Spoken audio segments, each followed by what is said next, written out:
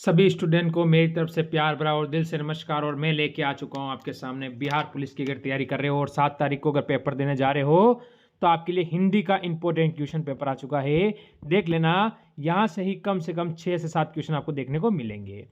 तो पहला question start करूंगा, इससे पहले इस वीडियो को लाइक और शेयर करेंगे। तो पहला क्वेश्चन देखेंगे हिंदी के बारे में, हम देखते हैं क्या कहता है। देखो पहला क्वेश्चन है, भाषा के आधार पर भारतीय राज्यों का पुनः संरचना की गई थी, ये आपको बताना है। अब आपका उत्तर यहां से क्या रहेगा, पूरा पेपर देख लेना। कम से कम 6 से 7 क्वेश्चन आपको यहां से देखने को मिलने वाले हैं। तो क्वेश्चन क्या कहता है, 1953, 1954, 1956, 1952। यहां से मेरे स्टूडेंट जो बच्चा ऑप्शन नंबर सी देता है वो बिल्कुल सही है, 1956। चलेंगे अगले क्वेश्चन की ओर। चौराहा में कौन सा समास है, यह आपसे पूछा गया है। चौराहा, चौराहा है, उसमें समास कौन सा है मेरे स्टूडेंट। यहां से आप क्या कहोगे, तत्पुरुष है, डिग्गू है, विसर्जन है, अभिभाव है। अभिभाव तो होगा नहीं है, तो आप क्या कहोगे, अभिभाव अगर नहीं होता है तो आप सभी यहां से एक को काटोगे, ऑप्शन सी को भी काटोगे, पर आप डिग्गू यानी मेरे स्टूडेंट बच्चा बी सही दे दोगे। कमेंट कर देना कितने क्वेश्चन सही करोगे। बोल रहा हूं पेपर में 6 से 7 क्वेश्चन आपको देखने को मिलेंगे। आगे बढ़ो अगले क्वेश्चन पर। अल्प प्राण वर्ण कौन सा है, इनमें से अल्प प्राण कौन सा है ये आपको बताना है। अब यहां से देखो, ये चीज आप मेरे को कमेंट कर सकते हो। अगर बच्चे आप तैयारी की है और आपने अगर पहले पुरानी क्लासें देखी है ना, तो इसका उत्तर आप मेरे को कमेंट कर सकते हो सर। जैसे क और ग होगा, थ और द होगा, फ और ब होगा, अ और आ होगा। क्या होगा आपको कमेंट करके बताना है। निर्थक का सही संधि विच्छेद क्या है। निर्थक, आपको निर्थक शब्द दिया है, इसका सही संधि विच्छेद क्या होगा मेरे स्टूडेंट, आप अपना उत्तर क्या दोगे। तो निर्थक को हम अगर संधि विच्छेद करेंगे, आपके सामने निर्थक शब्द दिया हुआ है, ये आपको ध्यान रखना है। निर्थक, इसका संधि विच्छेद कराऊंगा, इसको 2 भागों में बांटना पड़ेगा। नि प्लस अर्थक, यानी कि निर्थक होता है मेरे दोस्त। ऑप्शन नंबर जो बच्चा ए देता है ना, वो बिल्कुल यहां से सही है। आगे बढ़ो क्वेश्चन नंबर 5 की ओर, इसका उत्तर दो। परोपकार में उपयुक्त संधि का नाम है। परोपकार, परोपकार में उपयुक्त संधि का नाम आपसे पूछा गया है।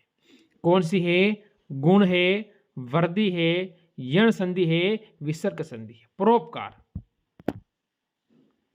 तो परोपकार में मेरे स्टूडेंट बच्चा ऑप्शन जो ए देगा वो बिल्कुल सही रहेगा, इसकी गुण संधि हो जाती है। आगे बढ़ो, संविधान के अनुच्छेद 351 में किस विषय का वर्ण है। संविधान के अनुच्छेद 321 में कौन सी विषय का वर्ण है, यह हमको बताना है। तो हम क्या कहेंगे, यहां से सभी स्टूडेंट अपना उत्तर देने की कोशिश करेंगे। जैसे कि उच्चतम न्यायालय की भाषा का, ऑप्शन बी नहीं होगा, संघीय ऑप्शन सी नहीं होगा। 2 ऑप्शन तो आप ऐसे काटोगे। और आगे चलो, हिंदी के विकास के लिए निर्देश, तो हम कहेंगे 51 के तहत हमें बात हुई है हिंदी के विकास के लिए निर्देश। मेरे बच्चे ऑप्शन नंबर डी यहां से बिल्कुल सही है। आगे बढ़ो अगले क्वेश्चन पर। श ध्वनि किसके अंतर्गत आती है। देखो, सशस्त्री वाला है, जो ध्वनि आती है इसकी, इसकी ध्वनि आती है वो किसके अंतर्गत आती है, यह चीज आपको बतानी है। यहां से घोष वर्ण के अंतर्गत आती है, संयुक्त वर्ण के अंतर्गत आती है, तालव्य के अंतर्गत आती है, मूल स्वर के अंतर्गत आती है। यह आपसे पूछ रहा है किसके अंतर्गत आती है। मेरे बच्चे, मेरे दोस्त, आप सभी यहां से कहोगे कि सर जी ये संयुक्त वर्ण, यानी जो कि ऑप्शन नंबर बी बिल्कुल सही और सटीक है। आगे बढ़ो, हिंदी वर्णमाला में अयोगवाहक वर्ण कौन से हैं। जो हिंदी वर्णमाला है उसमें अयोगवाहक जो वर्ण है वो कौन कौन से हैं। ई और ई, उ और उ, और अ और आ। अयोगवाह, ई नहीं आता है, ये कौन से अंतर्गत आते हैं, स्वर में आते हैं।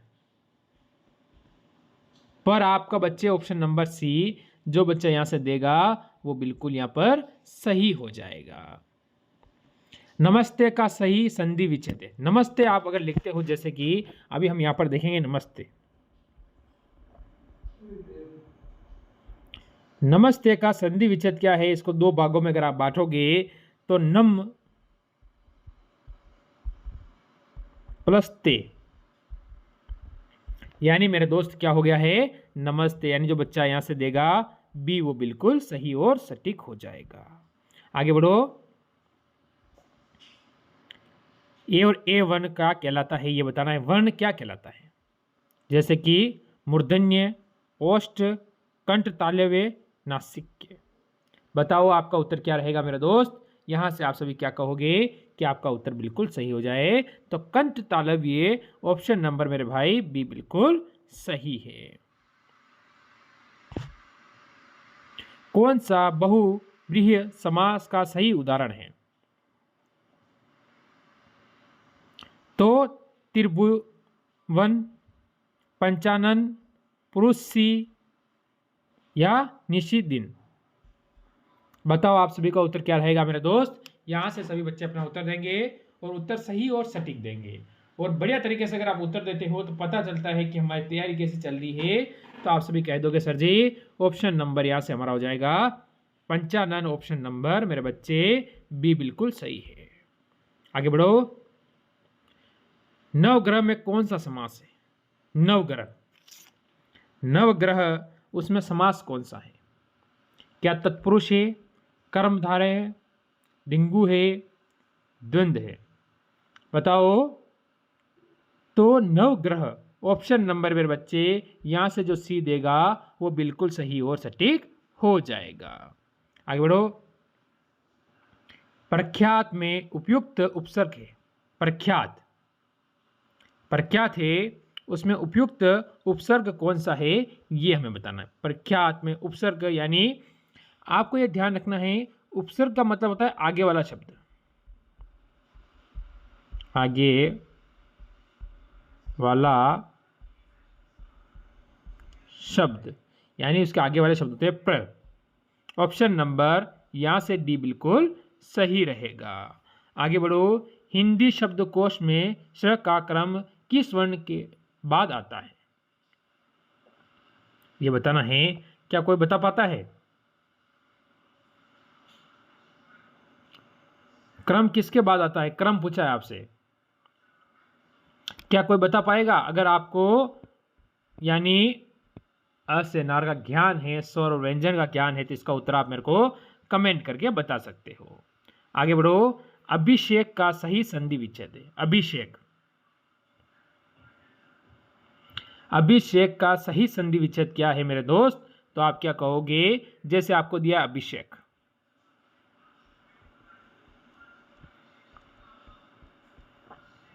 इसके दो भाग कर दो, एक तो होगा अभी, दूसरा हो जाएगा शेख, यानी क्या हो गया अभिषेक। ऑप्शन नंबर मेरे भाई ए जो बच्चा देता है वो बिल्कुल सही और सटीक हो जाता है। आगे बढ़ो। हिंदी खड़ी बोली किस अपभ्रंश से विकसित हुई है, हिंदी खड़ी बोली किस अपभ्रंश से विकसित हुई है ये आपको बताना है, जैसे कि मांगदी, शोरसेनी, अर्धमांगदी या ब्रांड। बताओ क्या उत्तर होगा, बताइए मेरे दोस्त जल्दी से। यहां से आपका उत्तर क्या होगा, तो यहां से आप कहोगे कि सर शोरसेनी, यानी ऑप्शन नंबर बी यहां से जो देता है वो बिल्कुल सही है। वकील किस भाषा का शब्द है, वकील है वो कौन सी भाषा का शब्द है ये हमको बताना है। क्या अरबी है, पुर्तगाली है, फारसी है, तुर्की है, यानी वकील। तो वकील हम सभी कहेंगे मेरे दोस्त ये होगा अरबी, यानी कि जो बच्चा ऑप्शन ए देता है वो यहां से बिल्कुल सही और सटीक हो जाता है। आगे बढ़ो। संकर शब्द का अर्थ होगा, संकर शब्द है उसका अर्थ क्या होगा ये आपको बताना है। क्या विदेशी, तत्सम, तद्भव दो भाषाओं के शब्दों का मिलकर बना शब्द, हम क्या कहें कि हमारा बिल्कुल सही हो जाए मेरे स्टूडेंट, तो आप क्या कहोगे? आप कहोगे सर जी इसका अर्थ होगा दो भाषाओं को के शब्दों से मिलकर बनना, यानी ऑप्शन नंबर डी जो देगा वो बिल्कुल सही है। आगे बढ़ो। हिंदी दिवस किस दिन मनाया जाता है? हिंदी दिवस किस दिन मनाया जाता है? तो ये क्वेश्चन कई बार करा चुका हूं। 11 जून, 28 सितंबर, 14 सितंबर, 14 अक्टूबर। तो हिंदी दिवस के बारे में आपसे पूछ रहा है मेरे बच्चे। यहां से आप सभी उत्तर दोगे कि यहां से ऑप्शन नंबर सी, यानी कि 14 सितंबर को हिंदी दिवस मनाया जाता है। यौगिक शब्द में कौन सा? यौगिक शब्द दिन, जलज, पाठशाला, पंकज। यौगिक शब्द आपसे पूछ रहा है, तो यौगिक शब्द के बारे में आप बताएंगे कि आपका उत्तर यहां से क्या रहेगा मेरे स्टूडेंट, जल्दी से। तो यौगिक शब्द होगा पाठशाला, यानी मेरे बच्चे जो यहां से उत्तर देता है ऑप्शन नंबर सी, वो बिल्कुल क्या रहेगा, सही रहेगा। तो ये 20 टॉप क्वेश्चन मैंने करवाए, जिसमें 6 से 7 क्वेश्चन आपके पेपर में आने का चांस सर्वाधिक बनता है। तो अच्छी लगी हो तो लाइक शेयर करना। मिलते हैं कल इसी समय। क्लास का टाइम है सुबह मॉर्निंग 9 बजे। सभी को जय हिंद।